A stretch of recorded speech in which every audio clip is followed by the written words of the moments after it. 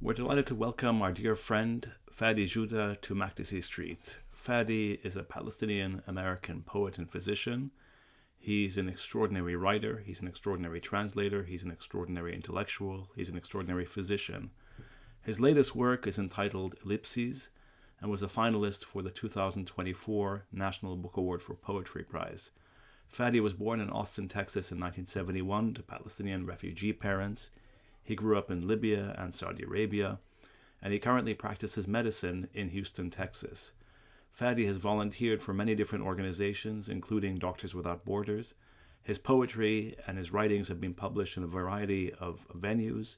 In 2006, he published The Butterfly's Burden, which was a collection of recent poems by the Palestinian poet Mahmoud Darwish, translated from Arabic, and was a finalist for the 2008 PEN Award for Poetry in Translation.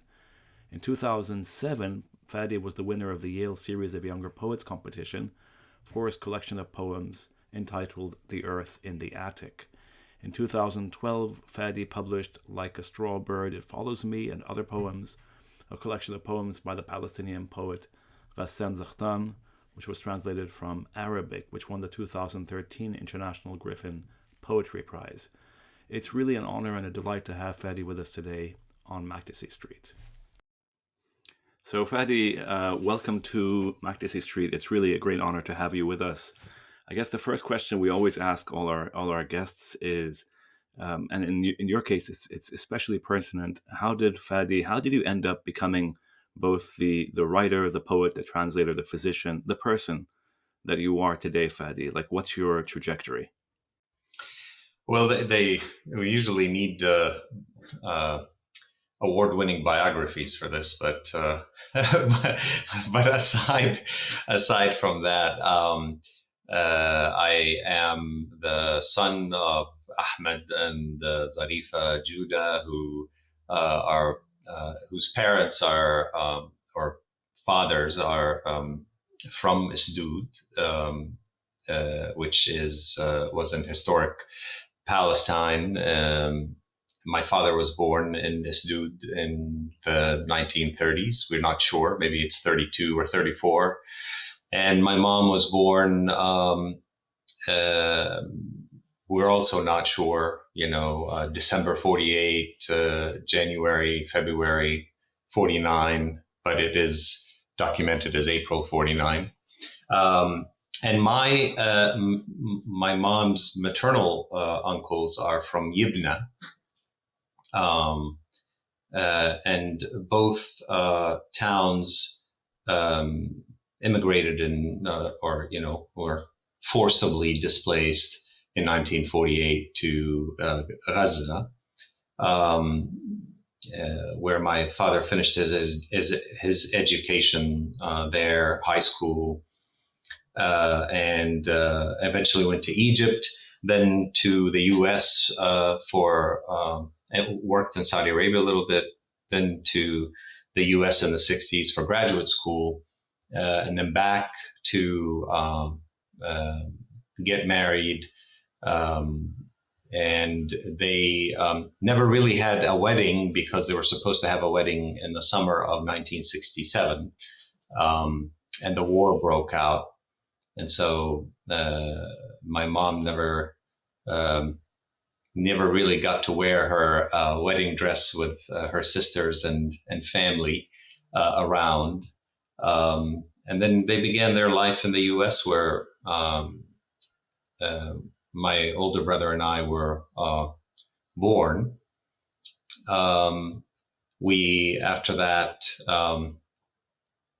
Shortly after that, my father, who's a history professor, went back to Benghazi, Libya, to teach history there in the early 70s, and then in Riyadh, Saudi Arabia after that. During that time, I remember distinctly from a young age, I had I like to say this, I recognized how poetry made music in my mind. It was such a pleasurable experience, and I could memorize poems or verses. My maternal uncle, and I was just writing about this just now before we started this, because you know that in Arabic the word for maternal or paternal uncle or aunt is specific. So so my maternal uncle, one of my maternal uncles, and my father really loved to tell me stories related to poetry or punctuated by poetic verses. And my mother was quite and remains a magical storyteller in her own right, different than the way my father tells a story as a historian. I remember, I can't remember the year, but I remember telling my father about wanting to become a poet or something. And he said, well, you can always become a poet or a writer if you are that, if it's in you, but you can't always become a physician. So become a physician since I was good in school. And then you can, and if you are a poet, it'll come through anyway. I do remember a particular moment I'd like to share. I was about 12 years old when I read in a Sharq al-Awsat, an obituary, جريدة الشرق الأوسط. It used to have this green front and back in Riyadh. I read an obituary for Amal Dunqul, a brilliant Egyptian poet who died at a young age. And the obituary it announced his death, obviously, but was a poem in his posthumous collection while he was in his hospital writing his final poems. And I remember feeling distinctly that I would live and die a poet. And it seems such a dramatic thing to say, but I remember distinctly that feeling. And so here I am. So Fady, we'll come back to this very question of storytelling versus history writing, which of course, you and I have discussed many, many times in the past, but I'd like to, and before we come to your new and extraordinary book of poetry, or the one that's been released in this past year, that is making the rounds and is getting an incredible amount of good press. Before we come to that, I'd like to ask you something about something you wrote in 2021 in the Los Angeles Review of Books. You wrote a piece, if you remember this is of course during yet another one of the Gaza assaults, not the genocide, but the prelude to genocide. You write, quote, I live Palestine in English, but in my heart, Palestine is Arabic, and Palestine in Arabic does not need to explain itself. Could you, end quote, could you just explain a little bit more for our viewers and listeners, Fady? What does it mean for you as a poet and also as a person to thinking about Palestine in English versus Arabic, and what Palestine means in English versus Arabic? Because it's really one of the most extraordinary lines that seems to be a through line into so much of your own writing and your own translation and your own sort of creative work, because you're always going back and forth in these two registers. Yeah, well, I mean, as you know, Palestine in Arabic may still be occupied, colonized, unfree as a geopolitical or historical political structure on the ground. But in the minds and hearts of people, Palestinian people in Arabic, it is free. It is free of having to explain that it is oppressed, that it has a right, that should not require any explanation, that and it will live on as it has lived on in the past, that it has a future, and the future will be an Arabic future and a free one. In English, to say all this, what I just said, requires a conversation with the oppressor in the oppressor's language, to explain to them all the disclaimers I need to make in what I just said. What do you mean by Palestine in Arabic? And it will be Arabic, and it will continue to be free, and it was free, and so forth.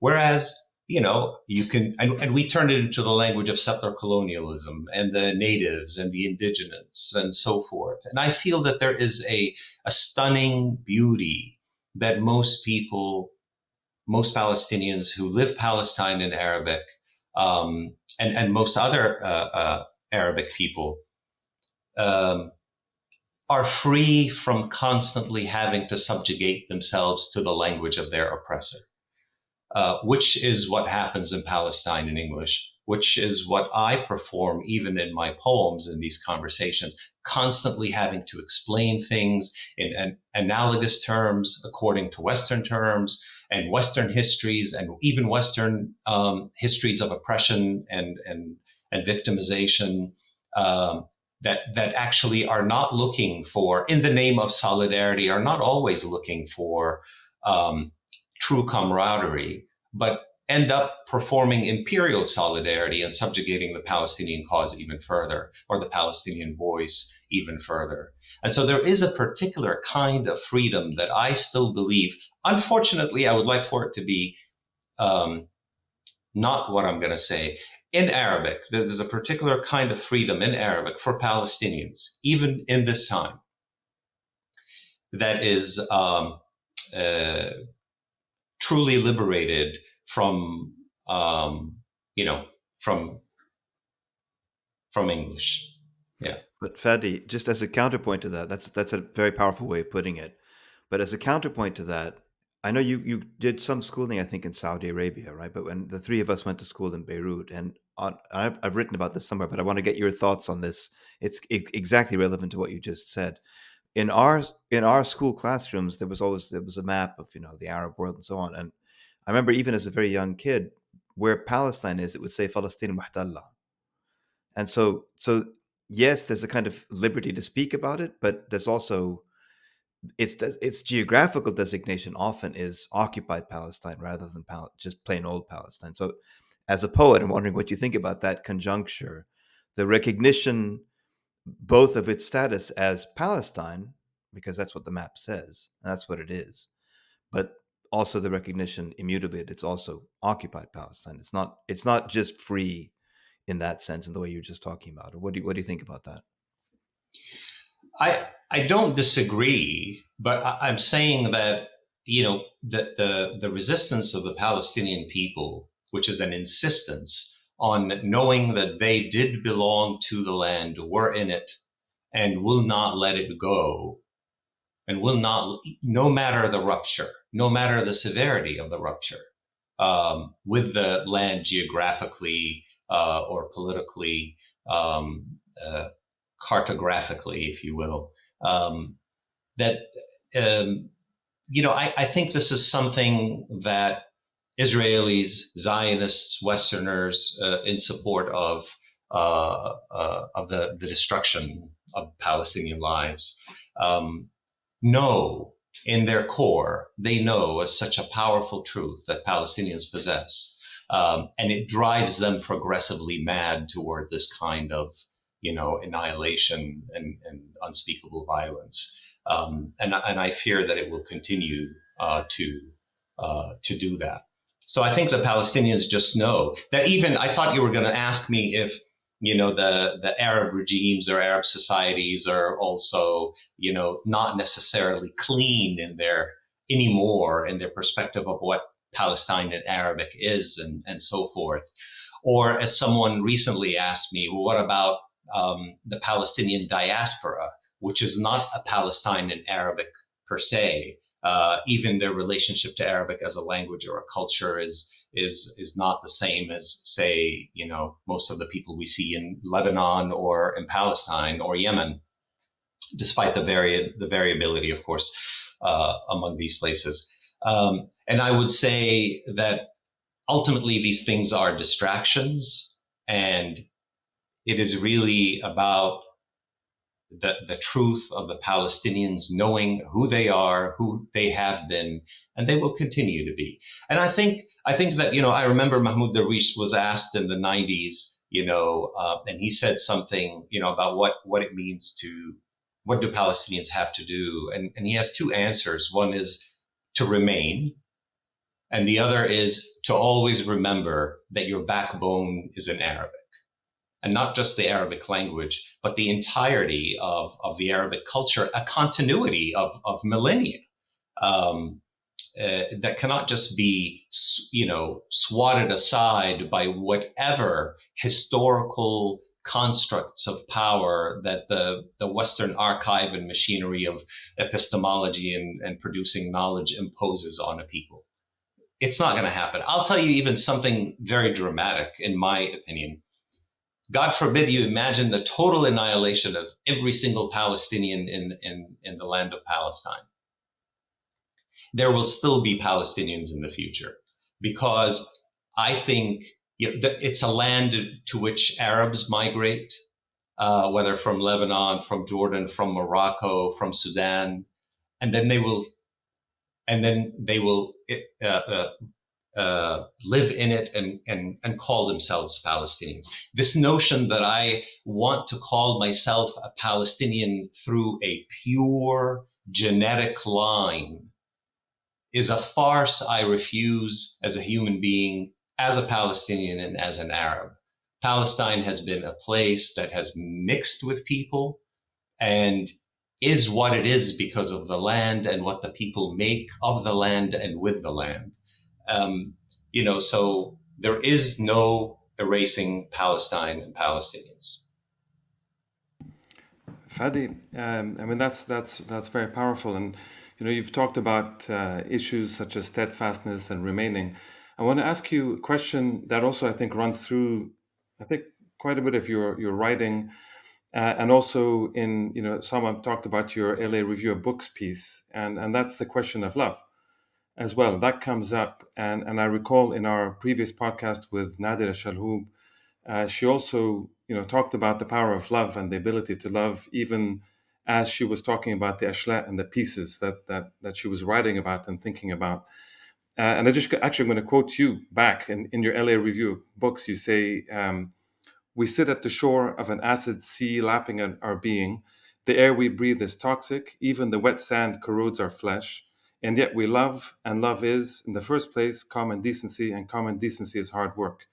So you say that, and so the question of love in all of this, in all of, we always thinking genocide and displacement, and even in Lebanon now, it's displacement and fear and anger and it's all these things. But there's also a lot of love that takes place. So where is love in all this, in your poetry and in the Palestine story itself? Love in the story, and I mentioned in one of the poems in the new book, it's when I say that this is what the bomb droppers didn't know, that they wanted to, and I believe this in my heart, that what Israel and the West do to the Palestinians is want to push their victims to a limit of corruptibility, of corrupting their soul. So you can sit there with some kind of Schadenfreude later on and say, see, you're a ruined people. You couldn't overcome all this brutality because you're a ruined people, not because we did it to you, but because you're just a ruined people. And I think that in Arabic, there is, in the continuity of living in Arabic, there is enough sort of inbuilt protection in this, because you believe you're not subjecting yourself to psychotherapy and genetics, multi-generational trauma and whatever. You believe in a different form of being on earth, that your oppressor is not imposing on you as a mode for recovery and healing. Humans have learned how to heal and how to love from trauma for millennia before the modern civilization. They did not need the wisdom of the modern civilization to learn how to love and how to heal from all sorts of atrocities or catastrophes.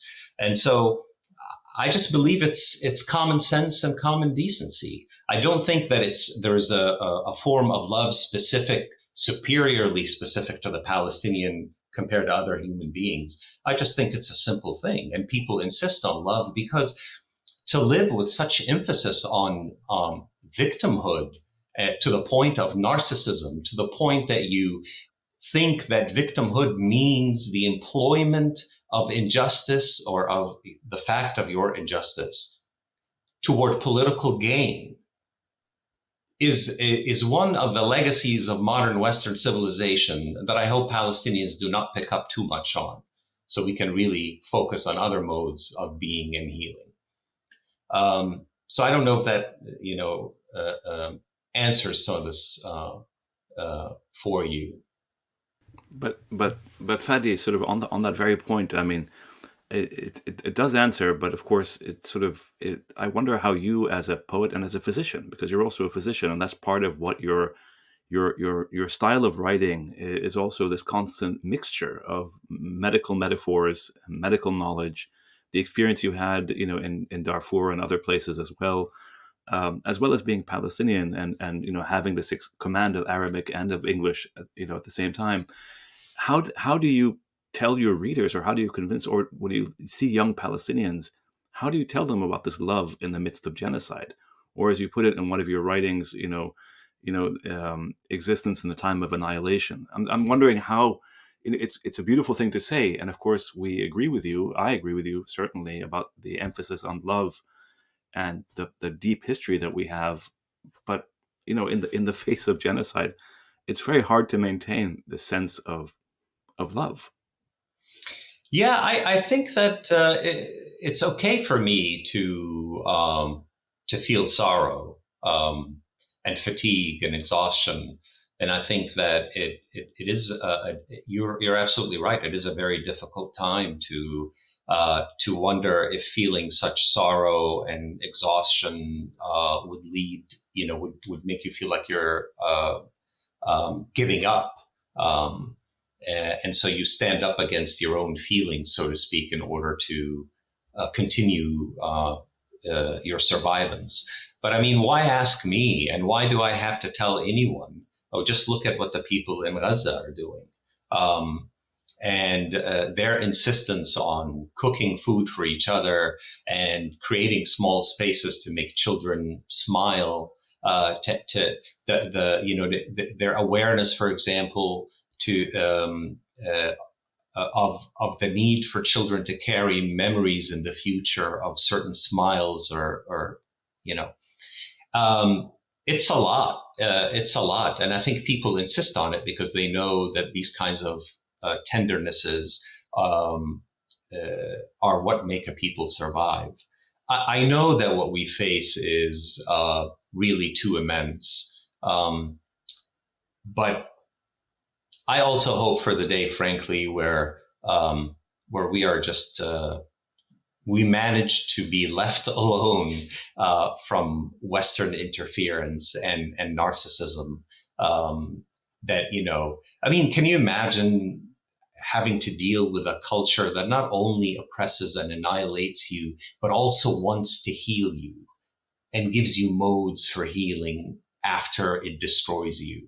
It's an utter sickness. I have little interest in engaging.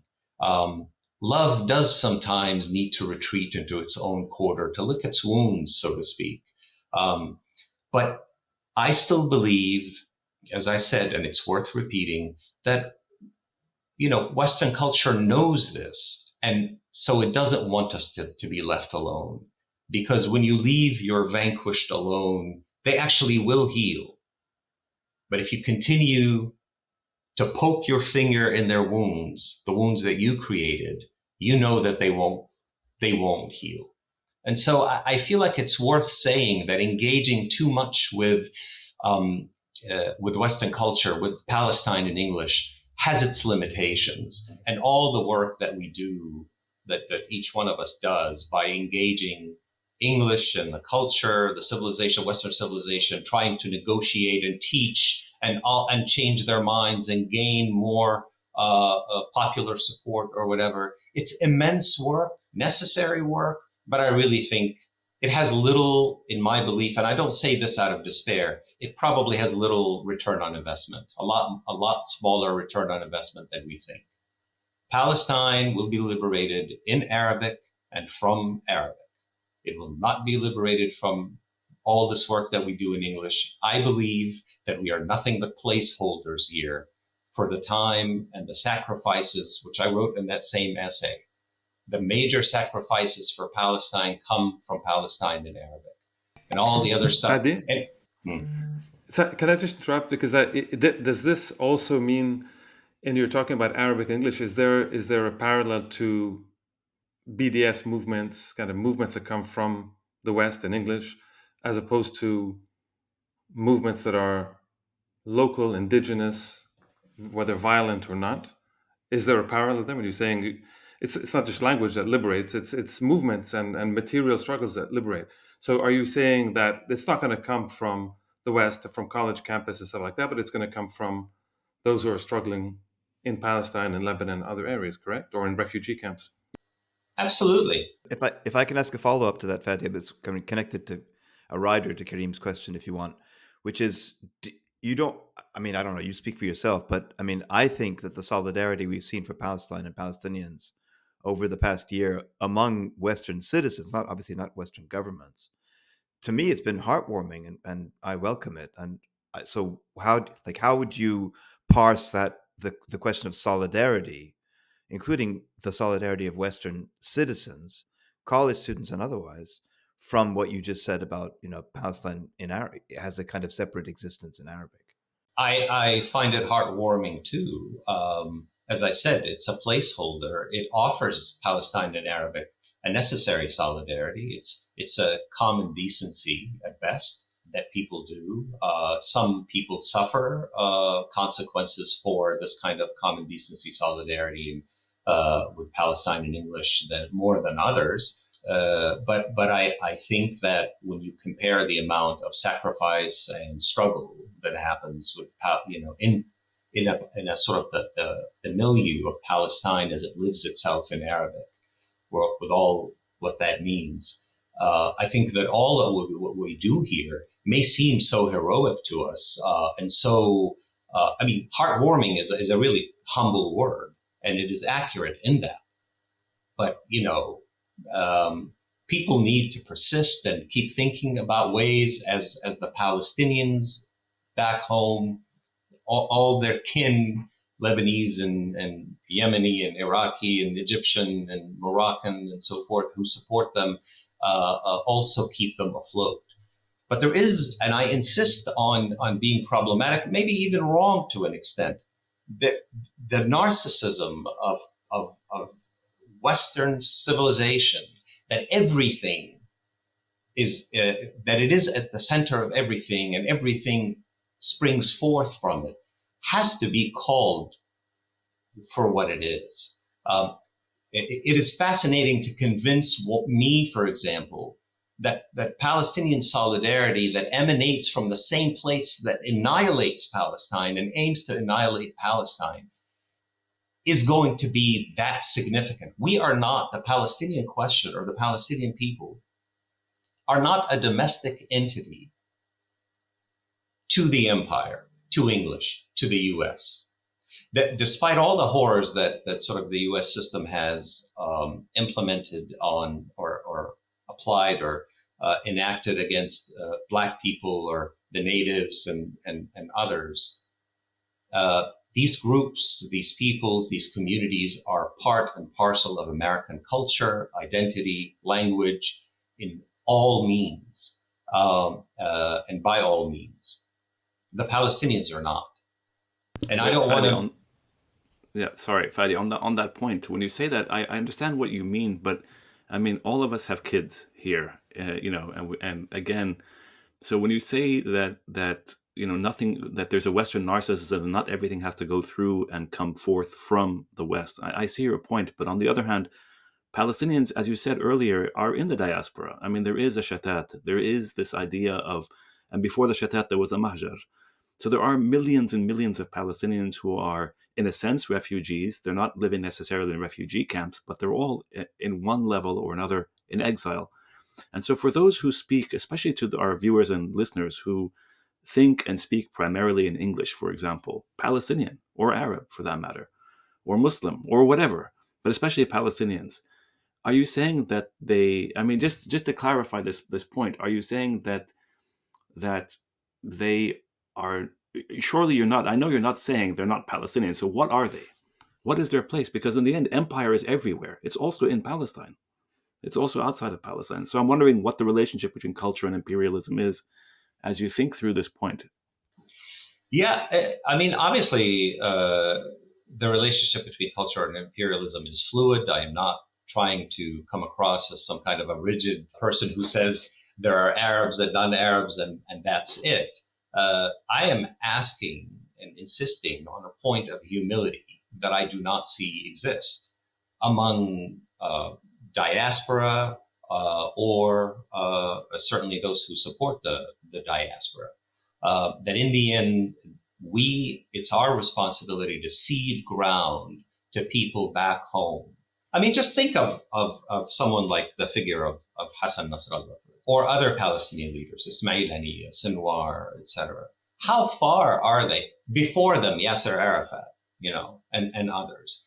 How far are they, and how far were they from the imagination of so many people here who are part of the diaspora, or are complete just haters, if you will? They are very far. Their humanity and clarity in Arabic is something that English can't even imagine. So what I mean is to insist on ceding ground to the people who are leading the fight for their liberation by blood, bone, and flesh, much more than we are here.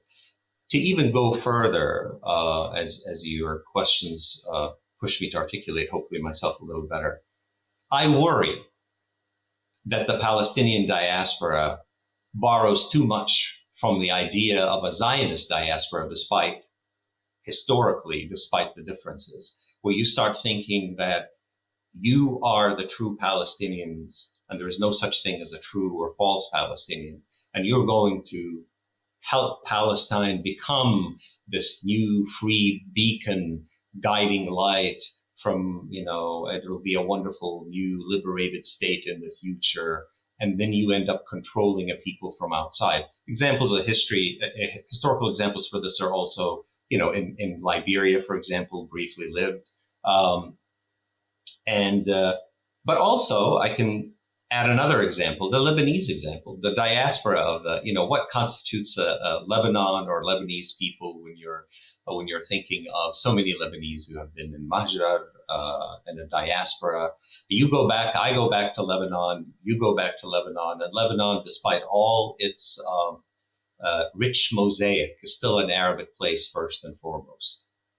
All the diaspora of the Lebanese people who influence Lebanese culture, but in the end, you live in Lebanon and you're living in an Arabic space. So Arabic is also a dynamic, fluid thing, not some kind of rigid thing that refuses the outside. It's just about ceding ground to people who are back home, insisting on their own freedom, dignity, and liberation, because they're the ones who have to. But Fady, I mean, I recognize what you're saying, but I want to just push back a little bit for two reasons. One, because I think we're friends, so I'll just say it, I'll put it this way. I think you might be seen to be running the risk of being too dismissive of solidarity movements, which I think are politically very important. So if we take a roughly comparable instance, the one of South Africa, I don't think people who were engaged in, anti-apartheid activism on American college campuses in the 1980s, I don't think they had any idea of, the depth of life and death and suffering and struggle in South Africa. They didn't. I mean, how could they? How could anybody know unless they've been there and have some way to relate to it and so on? And yet they still engaged in acts of solidarity, which helped bring about a transformation also, right? So that's one thing. But the broader question of solidarity, to me, it's true. Obviously, our people in Gaza primarily they're being starved and bombed and shot and killed and driven, and all the horrors that we've been talking about for the past year, and which we're going to come back to in this conversation in a little bit. But on the other hand, even if people in the West who've been engaging in acts of solidarity haven't been starved and bombed and had phosphorus dropped on them and so on and so forth, they're not losing limbs, all that stuff. They still are taking risks. They're taking, yes, it's not, maybe you can't say it's comparable. It's not comparable, but nevertheless, people could also just sit back and do nothing and say, well, it's your problem, you deal with it, which some people do, of course. So I don't like to I guess to come back to the question of solidarity, what is your take on Western solidarity and, I mean, popular solidarity, student solidarity? And do you not see a role for it? Yes, acknowledging, of course, Palestinians need to be given the primacy. So, but just like one example of that, the BDS movement here in the West is a response. It is framed as a response to the Palestinian call for boycotts, divestments, and sanctions. So, in other words, there is, I think, the way I see it, it is ceding primacy to the Palestinians, saying, you called for solidarity, you called for boycotts. Well, here we are, engaging in solidarity and boycotting. And therefore, as you know from you experience in American cities, being shot at by riot police on campuses, being arrested, and all this stuff. Is that the equivalent of going through what our people are going through? No, it's not. But the alternative is also just to have a donut and not worry about it, really. So, I don't know. So again, I am not, as we say in Arabic, I'm not either, I'm not, so not all, one thing or another, black or white. I do insist that an emphasis on the solidarity in the West as a common decency means that it is not a heroic act. Everything here has to frame itself, maybe part of the way the culture teaches our individualism or subjectivities to be, as some kind of a heroic event. Even common decency has to be heroic here. I don't get it. I don't want to respond to things as if I'm careful about public relations. I'm not leading a movement. I'm a poet, and I insist on the individualism of my statement that the solidarity here is much smaller. It doesn't mean it's irrelevant, and it doesn't mean it's unnecessary. It is very relevant and very necessary, but it is common decency and it is small. We can discuss the details of the South African example, and we can also discuss the relationship of the domestic American relationship to the racial issue that is South African, much more than there is an awareness of the racial issue at a profound level compared to the racism that America has engaged in across all sectors of America toward the Palestinian, the Arab, and the Muslim for decades. And this isn't even brought up in most conversations at a national level. Nobody stands up to it. So I also think that there isn't enough recognition, as you say about the BDS example as a good example, there isn't enough recognition of the debt owed to Palestinian resistance. You say, people will say, well, we'll drink our coffee and, stufa, you go do your thing. Well, part of the reason people here are in solidarity with the Palestinians is because of Palestinian resistance and insistence through your grandparents, my parents, yours, and us, our children, insisting that the Palestinians won't go away. There isn't enough credit being given to Palestinian, as you say, Kareem Sumud or Muqawama, even at the level of our own flesh and blood as we breathe the air and speak our minds. So on that point, Fady, on that very point, so I'd like to get us back. Sorry, sure. Go ahead. Just can I interrupt? Just one quick question to Fady. So the idea, I mean, I'm just trying to kind of connect what Fady is saying to what you're saying, and I know neither one of you enough to know that it's not a dichotomy. It's not either or. And so I think just to be a little bit clear, I think what you're trying to say, or correct me if I'm wrong, is that it's not so much that you're critiquing the solidarity. Obviously, you're part of that solidarity. I mean, you live in America. You're as you have said very eloquently, you're writing in English to a Western audience, more or less. Not because you don't know Arabic, but because that's where you live, and that's your not say your enemy, but that's your audience in a sense, right? So you're very aware of the complexities that go on. And so there's a complementarity that goes between the solidarity outside and the resistance, Samud, etc., that's on the ground in Palestine and Lebanon, places like this. So is it so your focus is not so much that it doesn't count, but more that, as you keep saying, there should be more humility and less of feelings of heroism, that if there's a sacrifice, it's heroic.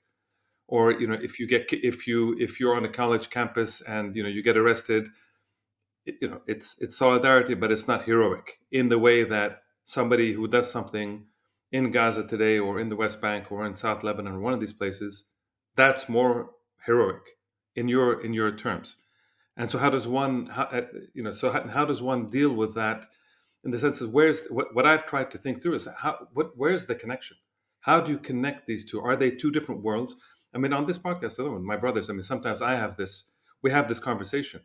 Are these two separate worlds, where you have a world of BDS and student activism and kind of academic crackdown, and now Trump is coming through and it's going to get even worse.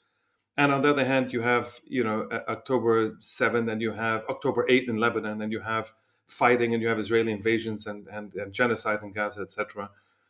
Are these two completely separate worlds, or is it a continuum? How do you see it? Now, of course, it's a continuum. No such thing as a two separate worlds. But I do think the differences are huge. I mean, again, I don't want to dismiss a student who is kicked out of campus and suffers, McCarthyist or fascist kind of leadership from a supposedly democratic country. But and a lot of those students are Palestinian or Arab or Muslim, but not exclusively. But let me put it another way. To what extent did Vietnamese liberate themselves from American invasion and occupation and back in Vietnam versus what was happening here during the time of the Vietnam War? It doesn't mean that the Vietnam War or the anti-Vietnam War movement in the 60s and 70s in the US was irrelevant or negligible, but it was truly hardly a thing compared to what the Vietnamese did and insisted on doing to win the war. So I find this conversation sometimes that we always have to return back to English and what English thinks and what English says and what English does, part of the problem, for me. So I've said it I said it another way. Sami brought up the children. I could say that I gave my kids over to this country, and that is, you speak of love. That is love. That is also Palestinian love as much as it is human love. I can also say that as a poet, I gave myself over to English simply because I believe in poetry much more than I believe in the alphabets that speak poetry. So if I'm a poet in Arabic, or a poet in Russian or Chinese, then I am a human being who is a poet, and it's not about the chauvinism of a particular alphabet. So again, I think the Vietnamese example. I mean, we talk about being Palestinian in English or Arabic in English, and we don't even bring up Iraq, for example. I mean, I'm sure you guys have on your podcast. You have a country of 20 million people, their lives completely shattered and destroyed, horrible death and suffering for children, sanctions, war after war. And we talk about it as if this was like a war in a movie explained in a documentary, and we move on. So I think when we speak about the solidarity with Palestine in English, I think we really are far from recognizing in English the depth of racism and destruction that Western civilization for decades at least 50 years, has engaged in on Arab or Muslim flesh or both. And you can't just have a solidarity movement that tiptoes around so many small things in the US as it does, how it manages to highlight a writer in this genre or that, or a singer, but not much more. You don't get to speak your truth, as they say. And then, you get all upset about what happens on campuses. And it's like opening a narrow slit to have so much noise happen in it and call it a movement. Well, I'm not so sure it's a movement. Okay, on that point, Fady, on that point, I'd like to just maybe ask you to reflect a little bit on something that you wrote in 2021, and then how it compares to the reception of your book now. Because I mean, this ties to what we were just talking about. Because the Vietnam stuff you were talking about, it's true there were massive demonstrations in this country against the Vietnam, what they call the Vietnam War. I mean, in other words, the Vietnamese struggle against colonialism. But there wasn't really solidarity with the Vietnamese in the sense of the way we see today, at least on college campuses, as slit, as you put it, as narrow a band of identification as that may be. Nevertheless, there's more opening now for thinking about Palestinians. There's more publications about Palestinians today. So I'm wondering how you, as an author, as a writer, as a poet, how you deal with the question of co-optation, because that's part of what empire does as well. And we're all of us, at least those of us who are in the West, are always struggling with this, but of course also in the Arab world as well. But how do you reconcile the fact that, for example, you wrote in 2021 that the New Yorker refused to publish your poem "Remove" during the previous Gaza slaughter, versus today your new and honestly extraordinary book, whose title I want you to explain to our viewers and listeners, is a National Book Award finalist. You're a National Book Award finalist for this extraordinary collection of poems, and a prose piece at the end that you wrote. I think you wrote this during the genocide itself. So is it that what I'm trying to ask, is it that there's more openness, or that there is a threat? I mean, so how do you deal with this question? Is it that as Palestinian bodies are killed more and more, there's more an opening in the web? I'm just trying to figure this out, because there's a contradiction there: silencing and censorship versus being sort of recognized. Yeah, I mean, I think that I won't have an answer or a guideline for that fits everyone, and I'm sure some people will criticize some of my stances or my agreement to co-optation in certain modes, and I would criticize others similarly, etc. But the history of this kind of co-optation in U.S. culture industry is evident for all. It just, you watch it happen. You can go back 50 years and say, or 100 years and say what was allowed for women, or for Black writers or artists, or for natives, and etc., or for Vietnamese, for that matter, Vietnamese Americans. And you see the way that America manages differently according to different scenarios, if I may borrow the term, how America governs affect. And so it is about governing affect. And it is true, I can argue that I am just a release valve now, because it has taken a genocide, such an immense disaster and crime, that common decency and common sense just is moved by such atrocity and horror, as it should. And you could explain it just through that. But I am not so sure that it would mean that I am going to appear on NPR the way Ta-Nehisi Coates appears on NPR, or any of you for that matter. And if you say, oh, but this is the path and it's the beginning, and you and I have talked about this before, I always say, oh, it took a genocide. Like, the price for this solidarity to have opened up, when we all know that the destruction of at least I'm not even saying anything about the Lebanese people, but 2.5 million lives, direct 2.5 million lives, Palestinian lives destroyed. I'm supposed to always work hard to express my optimism about this grand moment of solidarity in the US. Well, I am insisting that it is very problematic moment of solidarity and a very narrow moment of solidarity. I do not necessarily reject it. I understand human decency. We all have it. And, but I really insist that we don't blow things out of proportion. I think not enough of us need to hear that. Hear that and accept it. I started writing this piece and thinking about it, thinking of the movies, for example, the Holocaust movies that are made. So if you think of the Schindler's List, Oskar Schindler was a member of the Nazi Party. And he saved thousands of Jewish lives at the end of the war as the acceleration of the Holocaust was taking place. And, it's a wonderful thing, but it is, in the end, to me, not a heroic act, but an act of common decency. When you take the scales properly,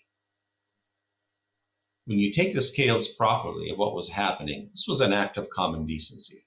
We all, as human beings, need beautiful stories. But the destruction of millions of lives so that the conversation happening, and so that the conversation is still about these moments of solidarity in the US, almost, I would say, is almost abhorrent to me. It does not reject the humanity of those who stand with Palestinians. But they cannot be the center of attention, for God's sake. And the Palestinians cannot be the center of attention simply as victims and mutilated bodies and destroyed lives. And this is the reality of the solidarity in the US, the limits of it. We can't, at the beginning, many people don't know this, at the beginning of the genocide, a lot of US media people were scrambling to reach out to Palestinians. And they would come up with the most offensive requests. Do you know somebody from Gaza in Chicago? Do you know somebody from Gaza in Dallas who had family members injured or killed in the bombing last week? Do you know anyone who's celebrating their birthday that we can feature as a positive story? Do you this, do you that? And they don't even understand how racist the requests are in the name of solidarity and trying to do what they can. So I know you know this. They don't even understand how they go. I thought you were going to push back at the beginning of our conversation about me falling into the trap of authenticating the Palestinian experience and the Palestinian identity. Well, authenticating the Palestinian identity, for example, in English is horrific. It's ongoing in the smallest details. For example, here you are, you're 3 Palestinians and Lebanese, and you're not from Gaza.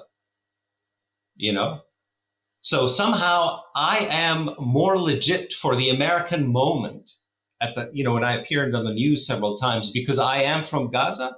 My wife is Palestinian and she's not from Gaza.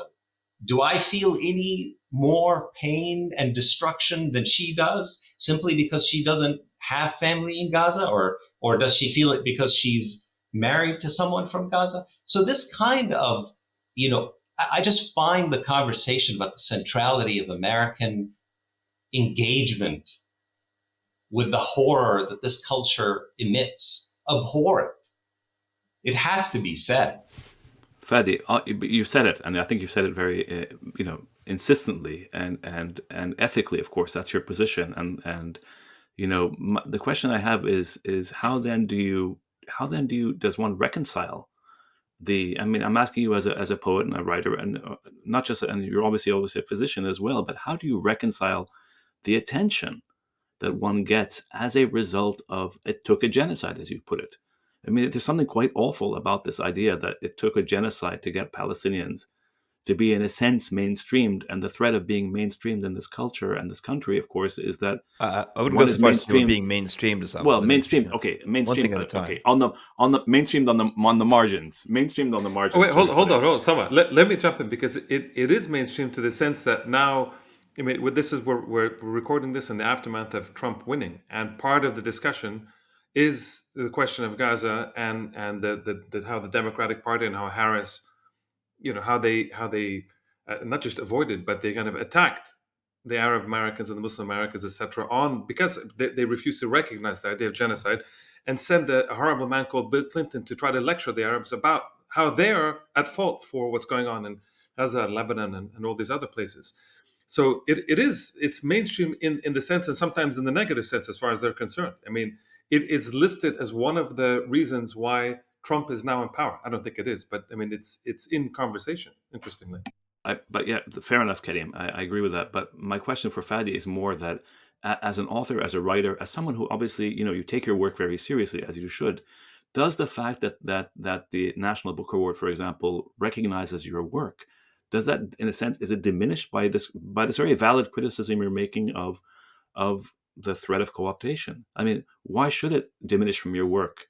Do you see what I'm saying? I mean, so you have a structural critique or criticism of the way people get co-opted, the marginalization of Palestine and Arabic, and yet you're being recognized.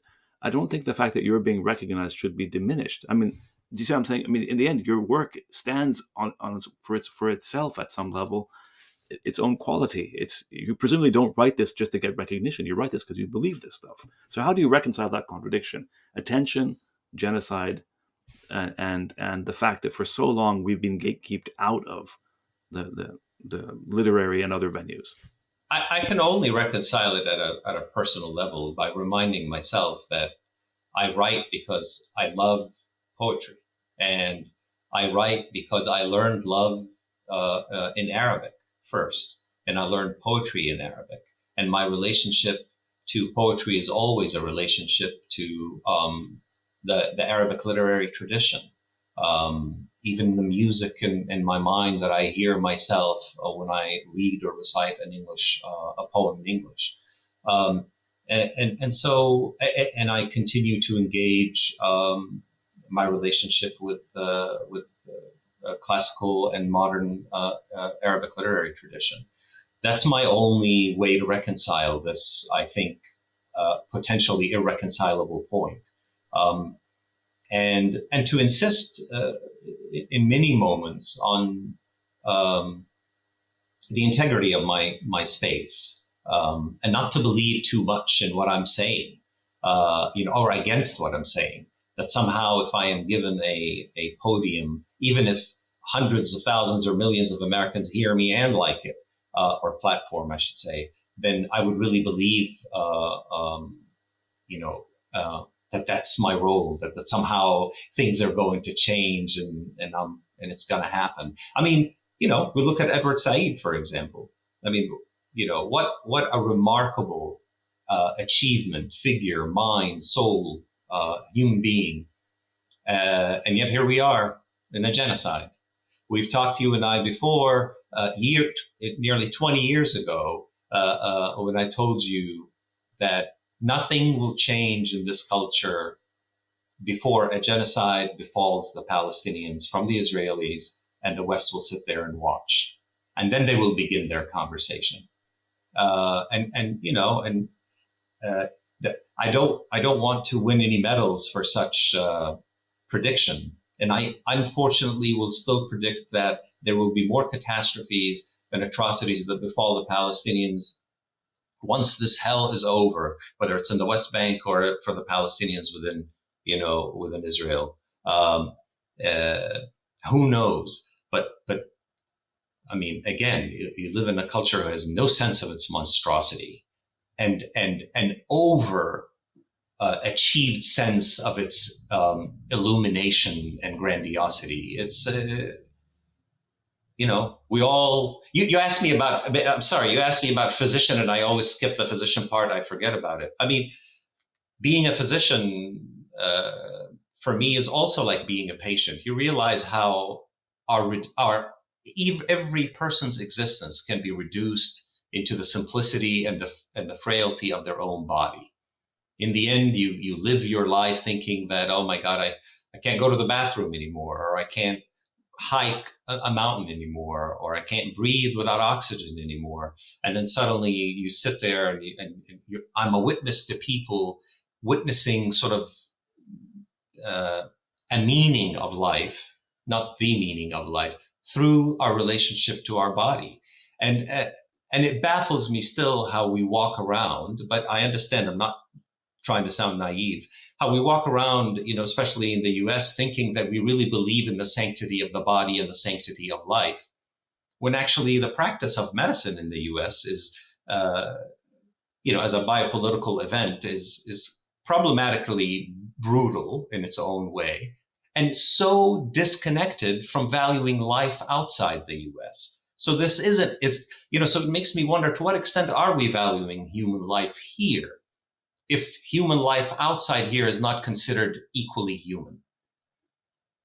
Even though those are stupid terms, since we're all humans, but no, fair questions.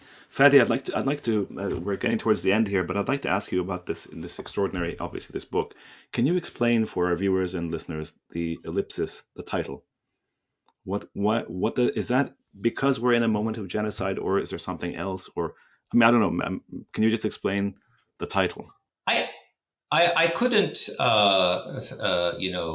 imagine a title in a book that I produced so fast, and basically really was 4 to 6 weeks before I started sharing it with friends to edit and my publisher and so forth. And I couldn't think of a title, and I just wanted a conversation with silence through a pictogram, in a way. But previous to that, I as a poet, I've been thinking about our obsession with titles for poems.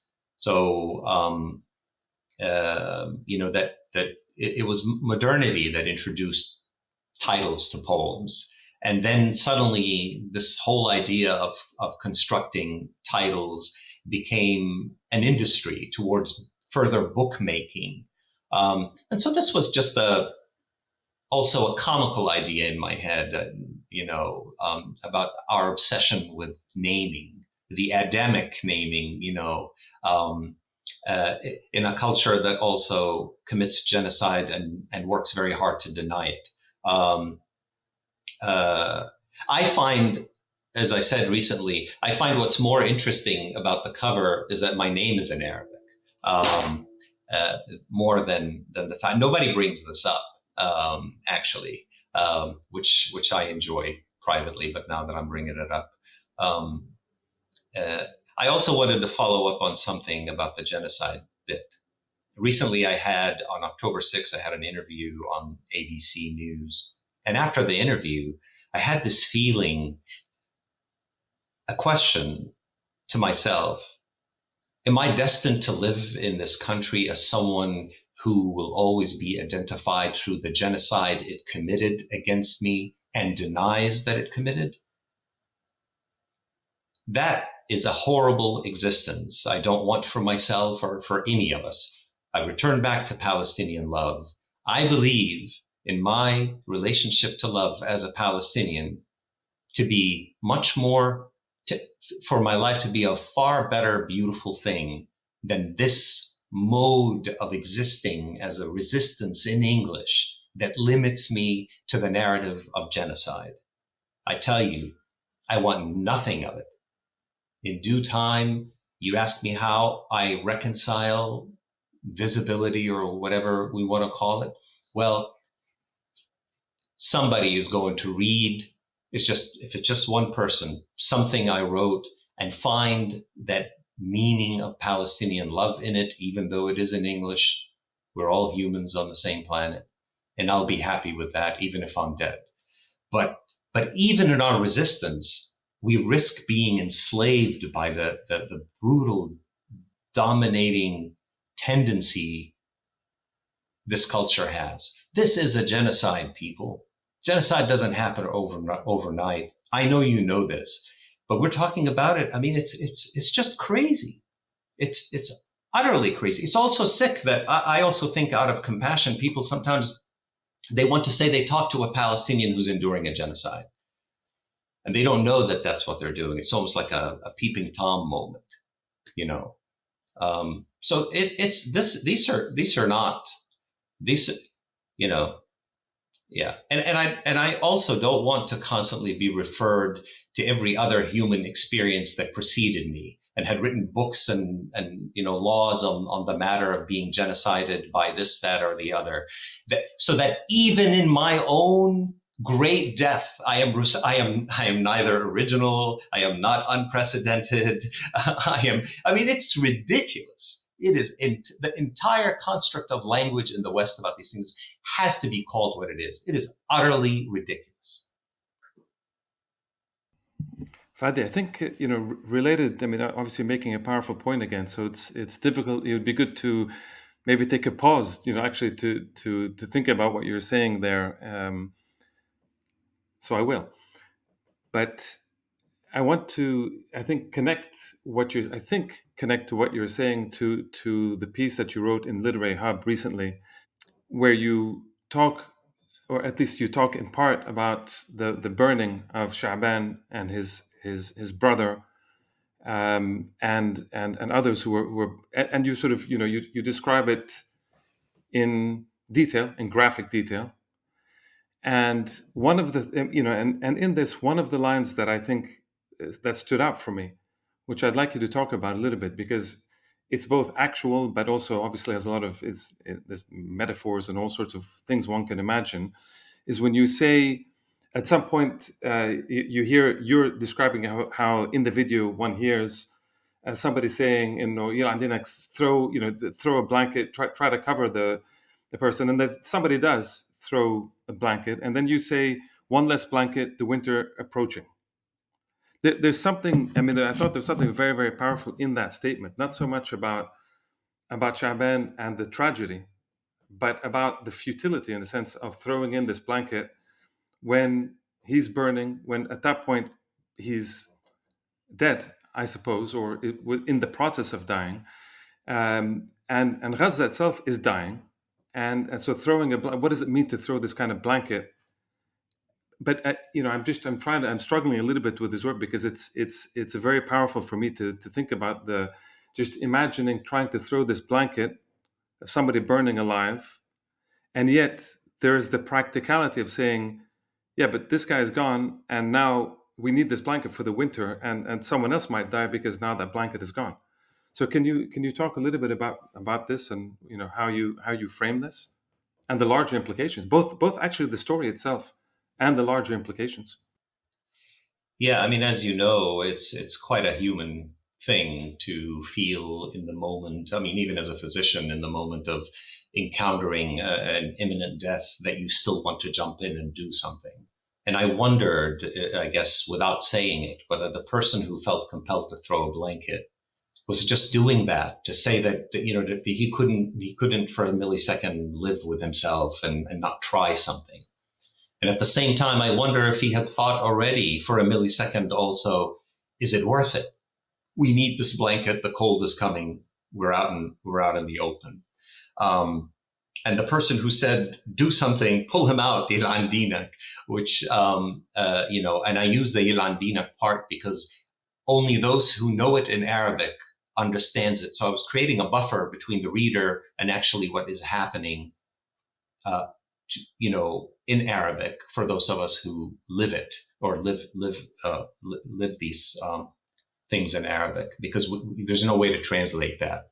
So for that person, he was acting a certain way by saying he wanted to do something in the moment of imminent death.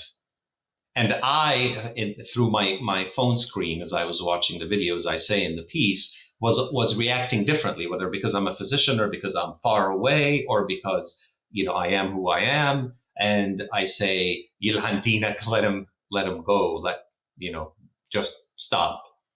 The father knew it.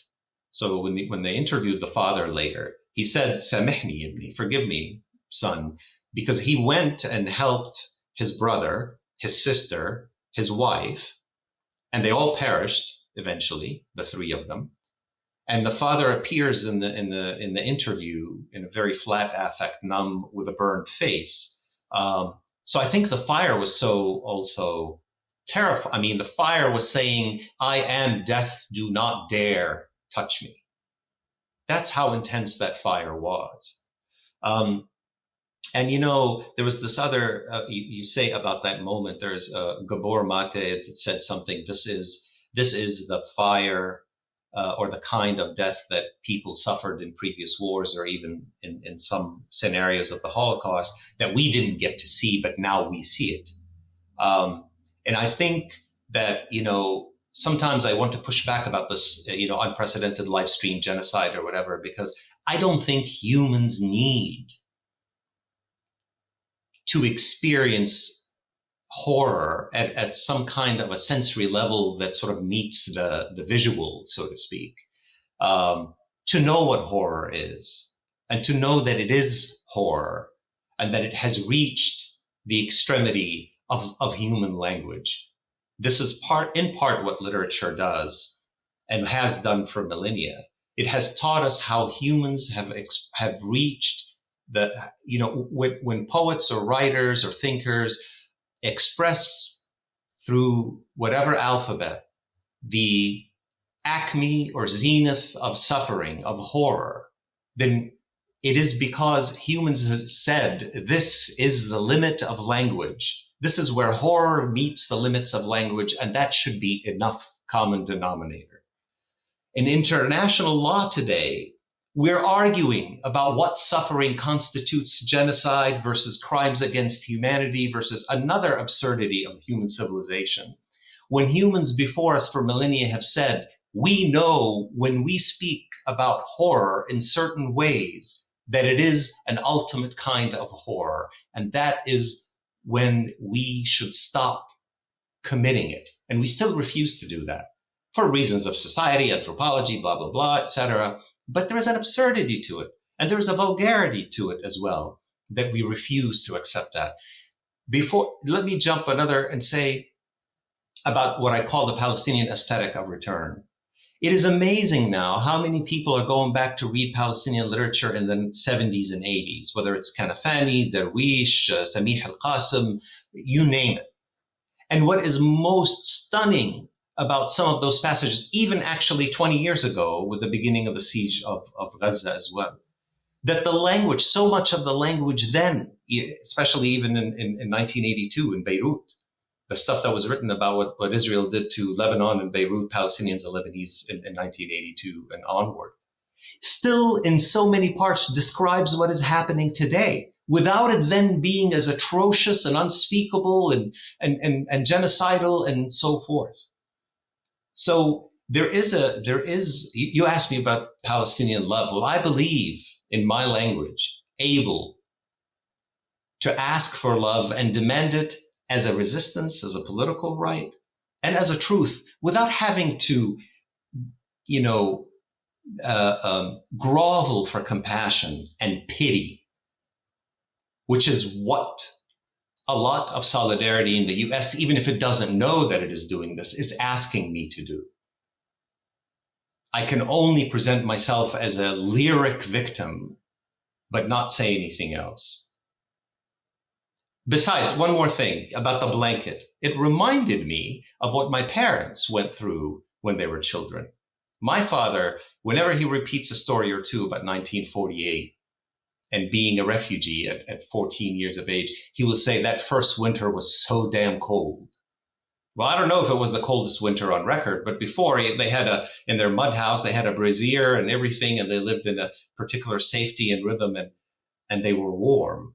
And I, as a doctor, and having served before with Doctors Without Borders, I remember the days when we would distribute wool blankets to the refugees, whether in Zambia or Darfur or so forth, because it's not that these people never knew what blankets were or what cold were, but they had lost everything to the point that even that simplicity is is neglected and passed over.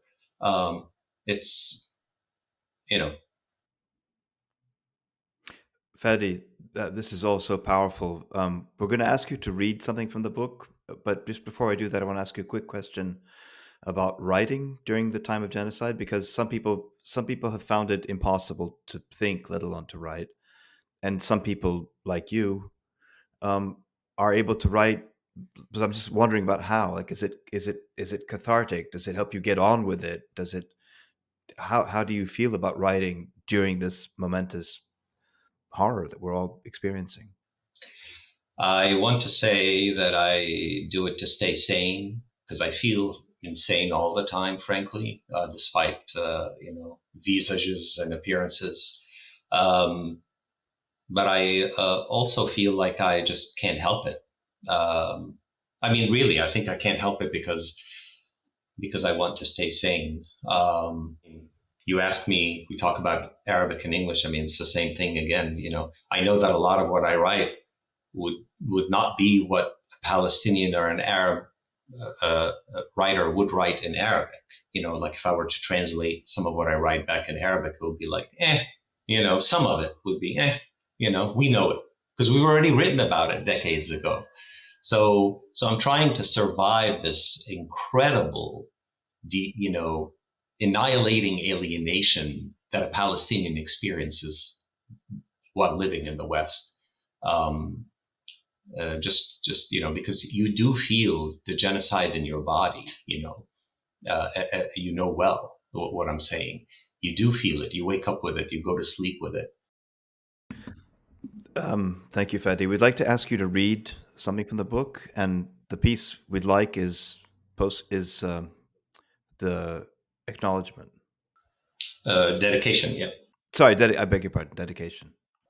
To those whose memory, imagination, and bodies are my memory, imagination, and body, from the collective to the one under the same assault, no matter our location on earth.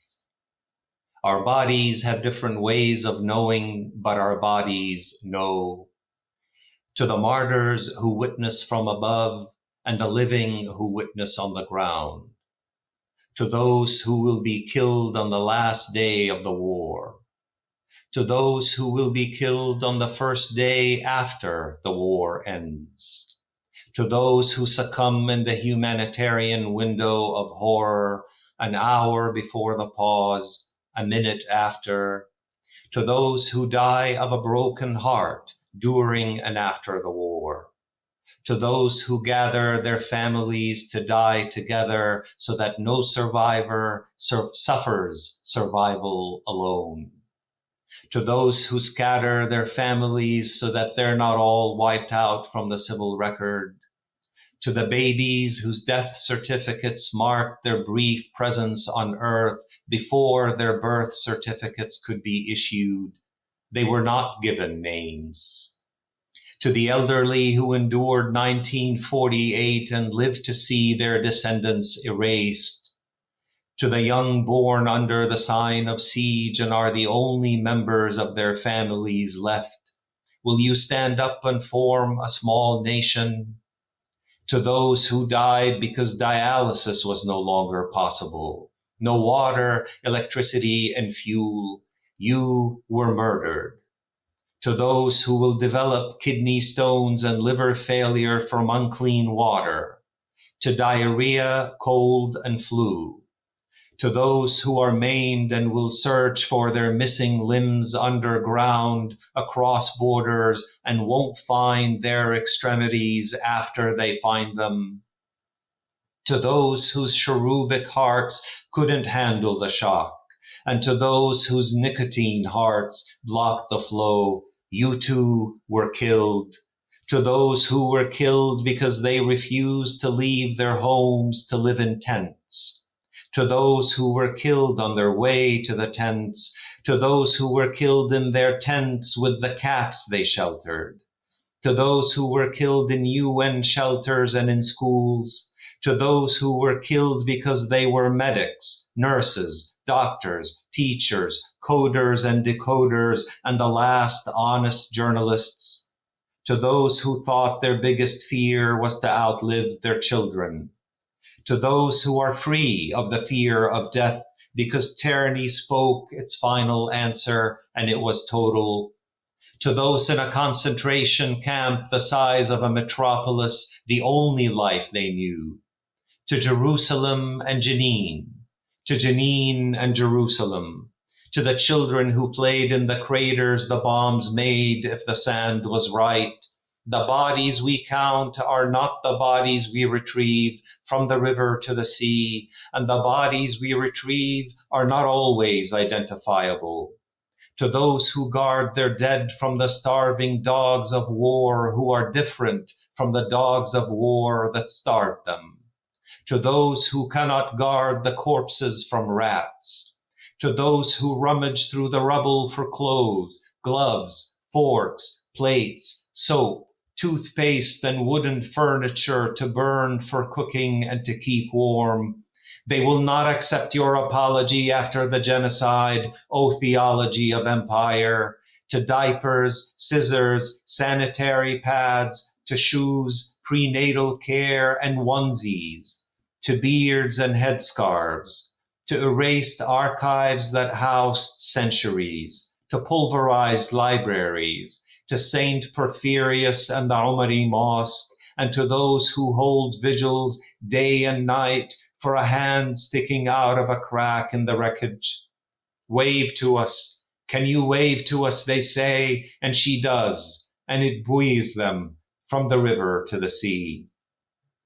To those who never heard her voice and loved her in silence, to those who cried over the animals they left behind, some cows, some goats, many chickens and ducks, and to the ducks and chickens that starving dogs did not spare, to the roosters crowing over the rhythmic blasts, to starlings, sparrows, seabirds, sardine and mullet, to mules and donkeys dying of 1,000 cuts, who's whispering in your ears, to the horses led from stable rubble to rubble stable, to palm trees, za'atar, basil, and tomatoes that weapons poisoned, to palm trees, the natural reserve for the phoenix ashes, to olive oil, preserver of time, to natural gas reserves, may you be a stake through the heart of vampires, to flour, bread, and bakeries,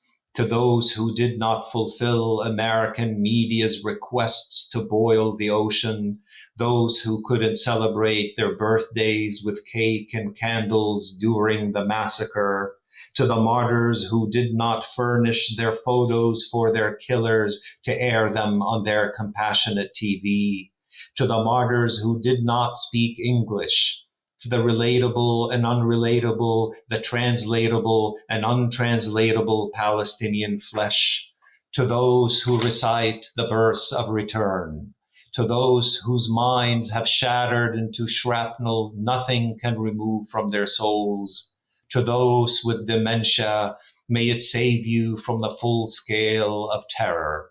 To forgetfulness win a mercy, to remembrance win a mercy, to crutches and wheelchairs, to those who composed songs and sang them to the syncopated thuds of annihilation, to life, to light, the light is dead, long live the light, to those who prayed in the pitch black night to the power of God, the only power available to them, but could not meditate on moon and stars, to those who found a way to fall in love, make love, construct a romance, a secret rendezvous, hold a wedding, and dream of moon and stars, to those who insist on homing their pigeons during the war. Have your pigeons come home?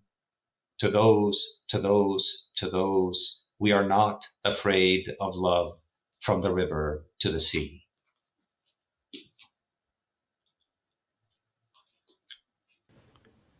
Fady Joudah, thank you very much for your extraordinary voice and for your extraordinary work. Thank you guys for having me. Thank you. All right, guys, that was obviously an extraordinary session, and ended by that really powerful reading by Fady of dedication, which comes at the very end of his new and National Book Award finalist book of poetry. What did you think of that discussion? It was extraordinary, right? This business of writing, genocide, and so on and so forth. What do you think, Fady, since the professor of literature? Yeah, I sorry. After listening to dedication, my mind isn't working right now. It's something I don't know. I don't know what to say. I mean, one thing I'll say. One thought I had actually was not so much actually about Fady, because it was obviously a powerful conversation, but also just what Fady's writing did to us. I think this is actually, in a weird way, the most poetic of all of the episodes we've done. Right? I mean, even Karim, the card-carrying social scientist, was asking the most poetic questions of all. Remember, I'm a literature. I know, but it major, brought out your inner soul. It brought out your humanistic soul. Just for the record, I never in my life took a course in political science. Just for the record. No, it's true that Fady and Karim are the English people here. Go ahead, Fady. What you're saying? Literature people. Literature. Sorry, I'm literature. just saying, literature. It brought out. I mean, this is the whole discussion was about language. Basically, that's what it comes down to fundamentally. Who can use it? How does it used? What are its limits? How does one think about language itself in a time like the time we've been experiencing for the past year and a month? I guess it is now. And in Fady's case, obviously, and all our cases, much longer than a year and a half, but the year and a half of genocide. But then before that, there's the entire experience, as he said, of Palestine in English versus Palestine in Arabic. Karim, what did you think?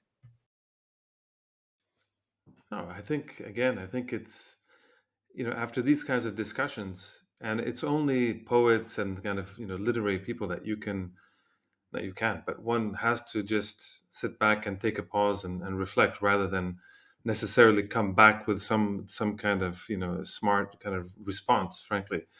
But I mean, I keep coming back to that part of the blanket. I mean, it's when I read that in that piece, it really evoked a lot of imagery for me on all sorts of levels. To be able to throw this blanket to try to save somebody, the Shaban who was burning alive, and that image went across the world. I think it even made its way into Biden or Harris or one of those speeches. I mean, it made its way to the very top, so to speak, of Western media imagination, because it was impossible to hide, and it was everywhere. So in a sense, it embodied a lot. It really resonated, I think, because as Fady was saying, there's a certain basic human compassion, a human decency that even the most cynical person in the world, seeing a young person strapped to the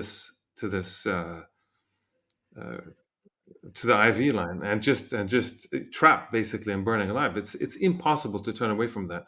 You'd really have to have a heart of stone, which alas too many people have, and too many Israelis frankly have, to not react to that. But then the idea of throwing this blanket as this act of solidarity, and I think that connects to what Fady's talking about, that is that a heroic act, or is that not a heroic act? Is it heroic to throw that blanket in an act of solidarity, or is it an impracticality because that body is already gone and you need to already prepare for the next fight, for the next act of resistance, for the next act of steadfastness, and you need that blanket to do so. So I think it's this extraordinary moment of being caught in between trying to do something to save someone else, and at the same time not having enough to go forward and save the person that hasn't yet died. So I like this image to me is very is quite haunting, and I think there's a lot more we can discuss about that, because it obviously tells so many different stories. So that for me is one of the things that I think I take away from here.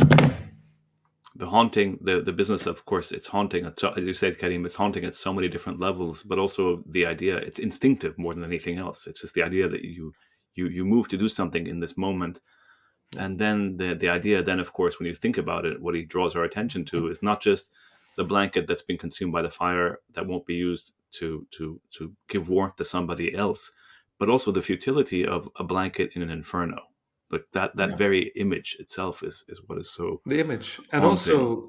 and also And the idea. the idea of it, but also the father. And the father, yeah, of course. And the idea of absolutely. the father, as he says it, but as we see in the video, the father. I mean, the three of us are fathers, and so you can relate to this. I mean, the idea of apologizing to your son who's burning alive because you need at the same time to try to rescue the brother, his other son, and the daughter, and who die as well of their wounds in possibly more painstaking ways, because that burning kind of continues to the extent that they couldn't save the younger brother and I think the sister. And so that imagery of, so there's the death, but there's also the father. There's also the sense of kind of calm, but it's not calm. I mean, it's earth-shatteringly impossible to imagine, but at the same time, it's instinctive. It's what a father does. And then the apology is really like heart-wrenching. It's just it's impossible not to cry and not to tear up when you just think about that, really, as a father or as a human in general. So these are the kinds of things that I take away in these in this when we're thinking in these terms. Yeah. And I guess the last point, I mean, Fady speaks for himself, but Sadi, what did you think of his whole criticism? I mean, you got into a little discussion with him about the issue of solidarity on campuses, and his call really was ultimately for some humility and perspective, and in a sense of history as well, that and geography, that this is they're connected struggles, but in the end, there's a sense that we need to keep in mind that what's happening in Palestine is ultimately the overwhelming fact that from which all other aspects are connected. What did you think of that, Sadi? I mean, I don't disagree. Obviously, I think Palestine is central here. So I don't. That's not an issue for me. I don't know. I mean, I think maybe on solidarity, maybe we have different attitudes towards it. I don't know. It's not. I don't think it's you have different attitudes. I think it's just that there's more of a sense of my reading of Fadi was that there was more of a sense of. I mean, it's despair, and at the same time, humility and a call for humility. Really, it's about decentering the No, I United get States in a that. sense. No, I totally get that. On the other hand, not everybody's engaging in acts of solidarity. Some people That's are, true. and they are taking risks when they do it.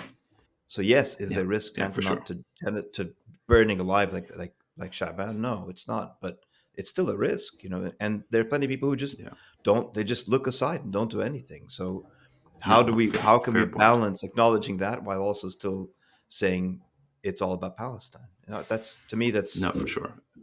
That's still a more difficult question, I guess, for me. And what does Palestine actually mean today? And here we are. We're recording, guys. We're recording the day after the U.S. elections, when Donald Trump has been elected U.S. president, and the Republicans have swept across the board. So that is for a different discussion. But thank you, Sadi, and thank you, Karim. Thank you. Thank you.